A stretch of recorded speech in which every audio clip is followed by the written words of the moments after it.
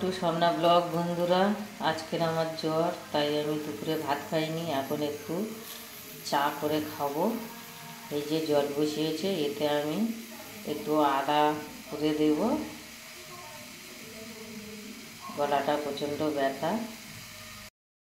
বন্ধুরা, জলটা ফুটছে, এবার আমি চাটা দেব। চিনি দেব না, চিনি ছাড়াই চাটা করব।